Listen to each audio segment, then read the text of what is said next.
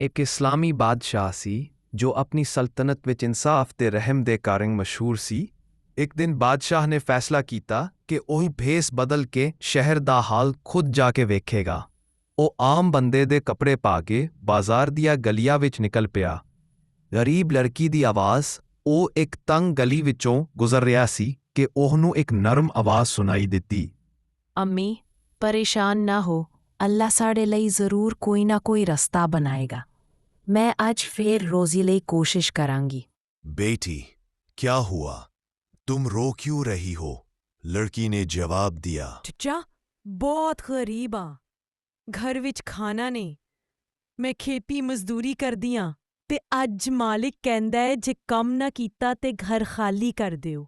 बादशाह ने पूछया, तुसी बादशाह कोलों मदद क्यों नहीं मांगी? नहीं चचा, बादशाह बहुत वड्डा बंदा होंदा है।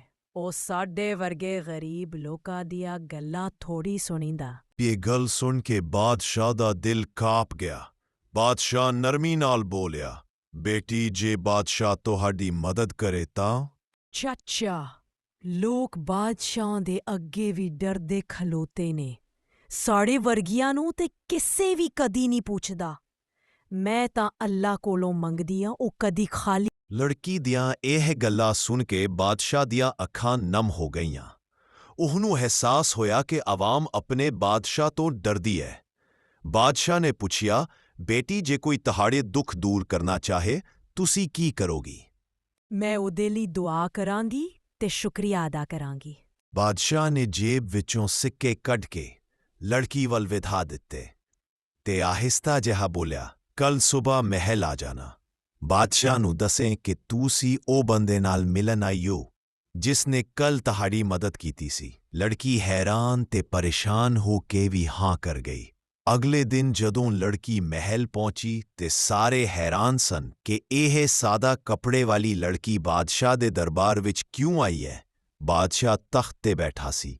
ਲੜਕੀ ਜਦੋਂ ਉਹਨੂੰ ਵੇਖਦੀ ਹੈ ਤਾਂ ਹੈਰਾਨ ਹੋ ਕੇ ਕਹਿੰਦੀ ਹੈ, ਤੁਸੀਂ ਉਹੀ ਚੱਚਾ ਉਹ? ਬਾਦਸ਼ਾਹ ਮੁਸਕਰਾ ਕੇ ਬੋਲਿਆ, ਹਾਂ ਬੇਟੀ, ਮੈਂ ਉਹੀ ਹਾਂ। ਕੱਲ ਤੁਸੀਂ ਮੈਨੂੰ ਵੱਡਾ ਸਬਕ ਦਿੱਤਾ। ਬਾਦਸ਼ਾਹ ਉਦੋਂ ਚੰਗਾ ਹੁੰਦਾ ਹੈ ਜਦੋਂ ਆਪਣੀ ਰਿਆਇਤ ਦੇ ਕਰੀਬ ਰਹਿੰਦਾ ਹੈ।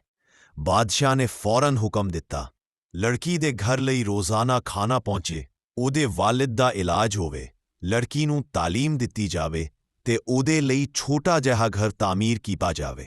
ਲੜਕੀ ਦੀਆਂ ਅੱਖਾਂ ਚੋਂ ਹੰਝੂ ਨਿਕਲ ਆਏ ਤੇ ਉਹ ਕਹਿਣ ਲਗੀ, ਤੁਸੀਂ ਤਾਂ ਬਿਲਕੁਲ ਉਹੋ ਜੀ ਹੋ। ਬਾਦਸ਼ਾਹ ਨੇ ਆਹਿਸਤਾ ਕਹਾ, ਨਹੀਂ ਬੇਟੀ, ਅਸਲ ਮਦਦ ਤਾਂ ਅੱਲਾਹ ਕਰਦਾ ਹੈ, ਮੈਂ ਤਾਂ ਸਿਰਫ ਉਹਦੇ ਹੁਕਮ ਦਾ ਬੰਦਾ।